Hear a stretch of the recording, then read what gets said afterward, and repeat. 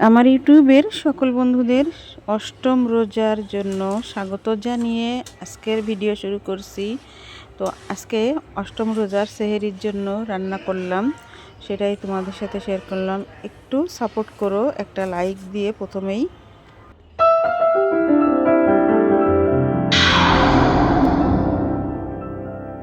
আসসালামু আলাইকুম সকল বন্ধুদের আবারও আরেকবার স্বাগত জানাচ্ছি। দেখো বন্ধুরা, এখানে আমি ট্যাংরা মাছ, সিম, আলু, টমেটো দিয়ে রান্না করব। তার জন্য সব কিছু আমি রেডি করে নিলাম। এখানে কাঁচামরিচ, রসুন, জিরা, তারপর লবণ, হলুদ, তেল, আর লাগবে টমেটো। তো এখানে দেখো বন্ধুরা, আমি কড়াইটা বসিয়ে দিলাম, আর কড়াইতে আমি আমার প্রয়োজন মতো তেল দিয়ে দিচ্ছি। তেলটা একটু গরম হয়ে উঠলে তখন আমি এখানে দিয়ে দেব পেঁয়াজ, কাঁচা পেঁয়াজ কুচি করে সেটাই দিয়ে দেব এখানে। তো বন্ধুরা, একটা লাইক দিয়ে আমার ভিডিওটা কন্টিনিউ করতে থাকো। অনেক দিন ধরে আমি কিন্তু ভিডিও দিতে পারতেছি না, যাই হোক সমস্যা সবারই থাকে। তো যাই হোক, আমার ঘরে আমি ভিডিও তৈরি করলেও ভয়েস দেওয়ার সময় পাই না, আর স্কোপই পাই না আমি ভয়েসটা দেব। তো রোজা রমজানের দিনে মনে করে যে কাজ কম, কিন্তু কাজ অনেকই থাকে। তো এখানে দেখো আমি পেঁয়াজটা দিয়ে এখন একটু পেঁয়াজটা নেড়ে চেড়ে একটু লাল করে ভেজে তারপরে এখানে বাকি মশলাগুলো দিয়ে দেব। আর এই রান্নাতে কিন্তু খুব বেশি মশলা লাগে না, তারপরেও কিন্তু খুবই সুন্দর। এটা দিয়ে যে এক প্লেট ভাত যে কোনো মানুষ খেয়ে নিতে পারবে, আর কিছুই লাগবে না। এদের দেখো আমার পেঁয়াজটা ভাজা হয়ে গেল, এখন আমি দিয়ে দেব রসুন, জিরা, আর আদা বাটা এখানে আমি দিব না। তো দেখো আমি রসুন আর জিরা দিয়ে দিচ্ছি, আর এরপরে আমি হলুদ আর লবণ দিয়ে দিব। কাঁচামরিচ দিয়ে রান্নাটা করব। এই রান্নাটা কিন্তু যে কাঁচামরিচ দিয়ে করলেও ভালো লাগে, আবার শুকনো মরিচ দিয়েও করলে কিন্তু ভালো লাগে। এক একটার এক এক রকম টেস্ট হয়। তো এখন আমি মশলাটাকে ভালো করে কষিয়ে তারপর এখানে মাছগুলো দিয়ে দেব। বন্ধুরা সঙ্গে থাকো আর দেখো আমি আজকের রান্নাটা কিভাবে করি। তো এখানে দেখো আমার মশলা কষানো হয়ে গেল, আর আমি মাছগুলো এখানে দিয়ে দিলাম। মাছগুলো দিয়ে তারপরে ভালো করে কষিয়ে নিয়ে মাছগুলো কিন্তু আমি তুলে রাখবো, আর সামান্য একটু পানি দিয়ে তারপরে মাছগুলো আর একটু কষাবো।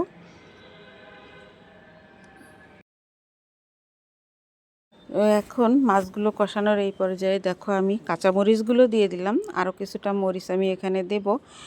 আর তরকারি একটু ঝাল ঝাল হলে খেতে কিন্তু ভালো লাগে। যেহেতু আমাদের ঘরে কোনো বাচ্চা নাই, তাই আমরা একটু ঝাল ঝাল তরকারিই পছন্দ করি।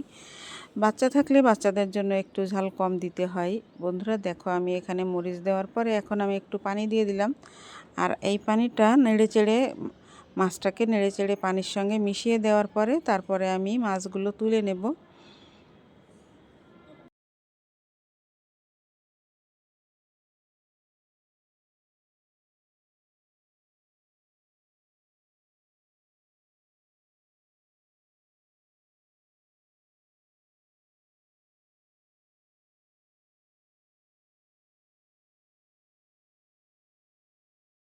বন্ধুরা দেখো আমার মাছগুলো কিন্তু কষানো হয়ে গেল, আর এখন আমি তুলে নেব।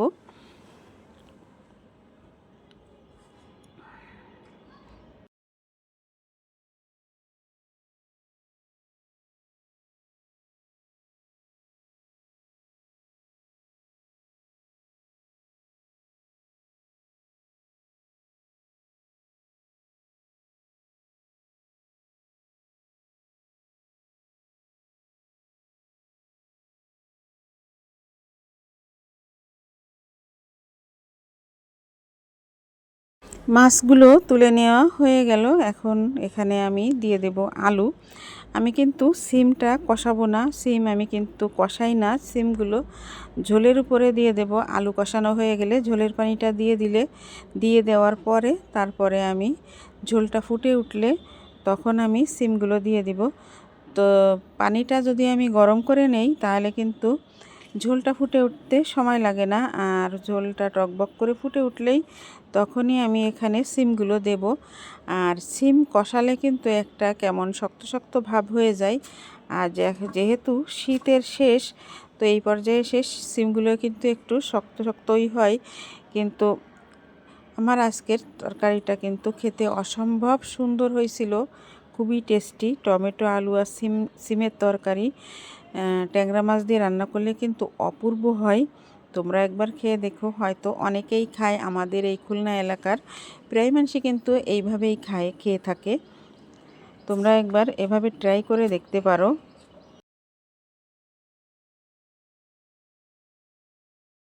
দেখো বন্ধুরা, ঝোলের পানিটা দেওয়া হয়ে গেল আর ঝোলটা কিন্তু ফুটতেও শুরু করছে। ঝোলটা একটু টকবক করে ফুটে উঠলে তখন আমি এখানে দেখো দিয়ে দিচ্ছি এখন সিমগুলো দিয়ে তারপরে আমি ঢাকা দিয়ে দেব। সিমটা একটু সিদ্ধ হলে, মোটামুটি সিদ্ধ হলে মাছগুলোও দিয়ে দেব আর টমেটো দিয়ে দেব। আমি কিন্তু এখানে তোমাদের টমেটো দেখাই নাই। তো এখন আমি সিমগুলো দিয়ে তরকারিটা ঢাকা দিয়ে দেব। তো দেখো আমি ঢাকনাটাও দিয়ে দিলাম। কিছুক্ষণ পর চলে আসব বন্ধুরা। বেশ কিছুক্ষণ পর আমি ঢাকনাটা তুলে নিলাম আর এখন আমি এই তরকারিটা একটু উপর নিচ করে নেড়ে দেব। নেড়ে দিয়ে তারপরে এখানে মাছগুলো দিয়ে দেব। তো দেখো এই যে মাছগুলো আমি দিয়ে দিলাম।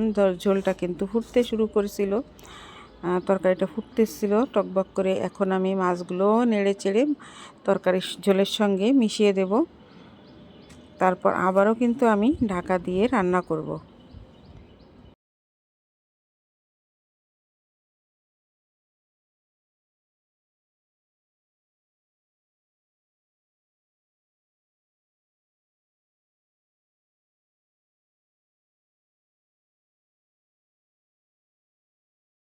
বন্ধুরা, বেশ কিছুক্ষণ ঢাকা দিয়ে রান্না করার পরে ঢাকনাটা তুলে নিলাম আর আবারও আমি কিন্তু একটু উপর নিচ করে নেড়ে দিলাম। তো এখন কিন্তু খুব জোরে হাতে নাড়াচাড়া করা যাবে না।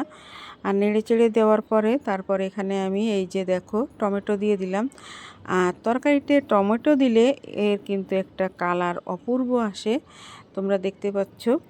তো এরপরে কিন্তু আমি এখানে কিছু ধনিয়া পাতা ব্যবহার করব। তো ধনিয়া পাতাটা একেবারে আগে আগে দেব না, একেবারে নামানোর কিছুক্ষণ আগে দেব। এখন আবারও আমি তরকারিটা ঢাকা দিয়ে রান্না করে নেব।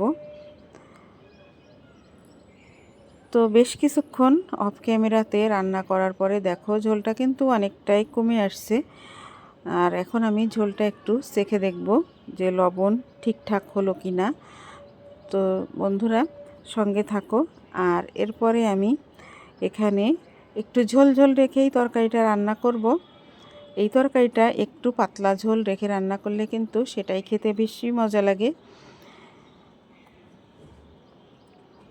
আর এই ভিডিওটা আমি কোনো কাটছাট করি নাই, কারণ ভিডিওটা খুবই ছোট হচ্ছিল, তার জন্য তোমরা একটু ধৈর্য সহকারে দেখে নিও। তো লবণটা চেখে দিলাম। আর আবারও আমি এই যে দেখো নামানোর কিছুক্ষণ আগে ধনিয়া পাতাটা দিয়ে দিচ্ছি। ধনিয়া পাতাটা নামানোর কিছুক্ষণ আগে দিলে কি হয়, এর ফ্লেভারটাও ভালো থাকে আর কালারটাও দুর্দান্ত লাগে, কিন্তু সবুজ একেবারে। দেখতে পাচ্ছ এখন একটা কত সুন্দর সবুজ ভাব।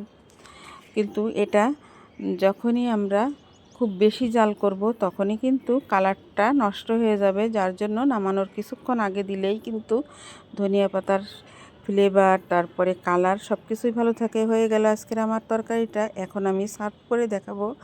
বন্ধুরা চলে এলাম সার্ভ করার শেষে। তো দেখতে পাচ্ছ আজকের আমার তরকারিটা কত সুন্দর অপূর্ব লাগছে। একবার হলেও এভাবে ট্রাই করে দেখো বন্ধুরা। আজকের মতো এখানেই বিদায় নেব। চলে আসবো নতুন দিনে নতুন কোনো একটি ব্লগ ভিডিও বা রেসিপির সঙ্গে। সে পর্যন্ত সবাই তোমরা সুস্থ থাকো, ভালো থেকো, সবাই সবার পাশে থেকো, আমাকে প্লিজ সাপোর্ট করো। আজকের মতো এখানেই বিদায় নিচ্ছি। আল্লাহ হাফিজ, আসসালামু আলাইকুম।